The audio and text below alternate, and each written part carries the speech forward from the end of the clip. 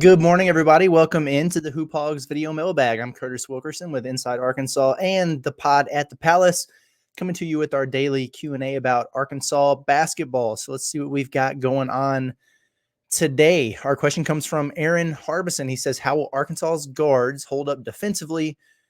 Will there be times offensive sub for defense, or are the guards pretty multi-dimensional? I don't know that Arkansas is really going to be able to do any type of offense for defense, subbing, everything like that, because they got such a tight rotation, such a compact rotation. And if you think about just the way that it kind of lines up there, they need all their guys to be pretty multi-dimensional. For the most part, I think they have that. I'm going to be really interested to see how it works for Arkansas on the defensive end of the floor. I know that the Razorback men's basketball account put out like a defense first type of highlight clip. And I responded to that.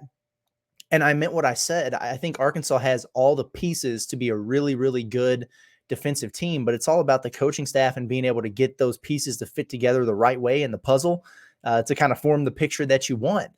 Because Kentucky always had super athletic teams and guys capable of defending at a high level, maybe a little younger than you'd like them to be, but they really, in the past 5 years, if you go look at adjusted defensive efficiency ratings at KenPom, they really haven't been too good over the course of the last several years. So what's been the missing ingredient? In a lot of ways, they've been kind of sacrificing things on the fundamental side and the team defense side of things as opposed to individually. So we'll have to keep an eye on that. But just going down the list of Arkansas's guards, honestly, I like what I see from these guys. Yeah, Nelly Davis, I think what he does defensively really plays, especially if he stays focused and engaged all the way through. I thought there were times last year where he was really doing so much on the offensive end of the floor that he might have, I don't want to say didn't play hard, but maybe conserved a little bit of energy on the defensive end. He's not going to be able to do that at Arkansas, but when he really hones in and locks down, he's a solid defender. I think he averaged about a steal and a half per game. He's got the size, he's 6'4" guard, but he's a big, physically strong dude, over 200 pounds. I think he's going to be a solid defender for Arkansas. DJ Wagner, he's one that I think is really underrated. I think he's actually a really, really good on-ball defender. Thiero, I know he's more of a wing, but he's going to be a big piece of the puzzle there because he's very switchable. He can defend multiple positions, and he's going to be that guy who Arkansas probably assigns to some of those really, really good, future NBA draft pick guards, wings in the SEC. And so it's nice that you have that lockdown option there with his size and what he's capable of doing. The thing about all three of those guys, though, I think they're all really good on ball. Like you give them a one-on-one matchup and assignment, they can handle that. But off ball is where they struggle at times. So can they improve their focus and awareness away from the ball, their positioning away from the ball? That's going to be really important. For lack of a better term, Kentucky sucked at it last year. And that's a big reason why they struggled defensively. Now they had some guys in that freshman class who just weren't good on-ball defenders, and that affected things quite a bit. But in terms of their overall awareness and just you want everybody to be on a string defensively. Any cliche you want to put in there applies, like, oh, you're only as strong as your weakest link. Well, it's true from a team defense standpoint. So they're going to have to be better there. But I like those pieces individually from a defensive standpoint. Freshmen, you never really know until you know, right? So it's going to be hard to say. It's something I want to watch really closely over the course of the preseason. That's why I love these big exhibition games early in the year, because you'll get to see how Boogie Flan holds up against a guy like DeJuan Harris, who's been doing this for feels like 8 years at a high level at Kansas. You'll be able to see, Carter Knox and Billy Richmond guard guys like AJ Storr or big time shooters like Rylan Griffin. So it's going to be really good for him to see. Based on what we know right now, I mean, Boogie Flan, I really like a lot of his chops defensively. He's super quick. I think he's a guy who's going to pick up in the backcourt. He can guard you 92 feet. He's got great instincts. I think he can be a dude who's disruptive and opportunistic in the passing lanes. So from that standpoint, I feel good about him. The question with Boogie until we see it is going to be, is he big enough? Is he strong enough? And can he handle the physicality to hold up defensively against, if he's guarding a Mark Sears or whoever, can he handle that punishment that comes with the physicality of the game? We just won't know until we know. But the baseline and the instincts, a lot of things you look for in a good defender are all there. So we'll see how that plays. Let's see. Billy Richmond, I mean, he's got a reputation as a defender. That's one of his best attributes. I mean, you're talking about a super long, super athletic wing.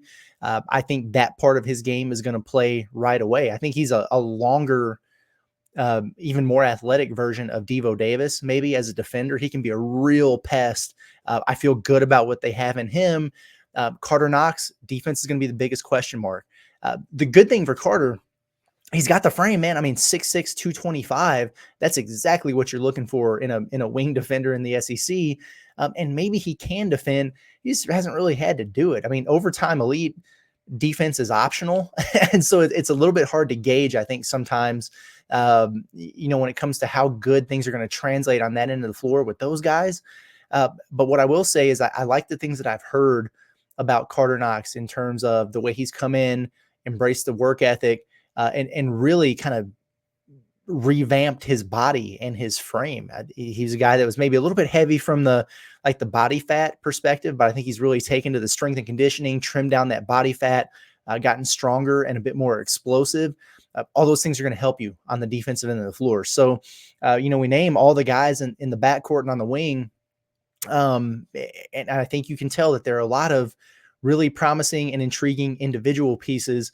Can they all come together and work as a unit on the floor? Remains to be seen. Can they have the awareness that they need off the ball to match their physical capabilities of handling things on the ball? Time will tell. The other thing that I think factors into this, and I think helps these guys, is you're going to have elite rim protection. I really believe that. Jonas Adu is one of the best shot blockers in the SEC and maybe the country this year. Big Z, 7'2", he can move.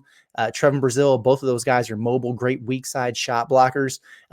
If you're a guard and you're defending and you know that your last line of defense is somebody who can swat something away at the rim if you get burned, you have a little bit more confidence to be more aggressive, maybe take a few more chances because you know that you're covered on the backside. I think that can make these guys a little bit more aggressive defensively and just making opposing backcourts a little bit more uncomfortable. So I'm cautiously optimistic.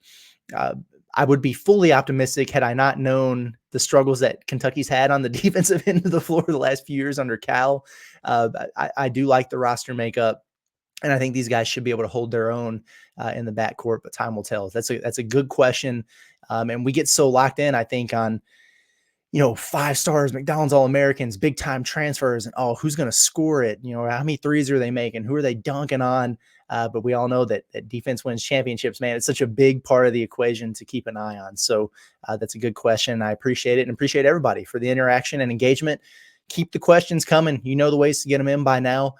Make sure that you're following along our YouTube page, Inside Arkansas. Get subscribed there if you're not subscribed already. Follow along. We got the Hoop Hogs Video Mailbag playlist, where if you miss an episode, you can go back and find it. These things are evergreen. You can listen to them whenever. You can go back and listen to the first one that we did a month ago, and it's still as relevant now as it was then. So it's been a fun exercise, and it's honestly, it's only happening because of you guys. As long as you're asking questions, I'm going to answer them. And we're trying to get one of these out every single day about 8 o'clock in the morning until the start of the college basketball season. We're well on our way. So I'm going to get out of here, but we will be back tomorrow. Appreciate you guys. Thank you, as always, for all the love, all the support, and we will catch you again in the morning.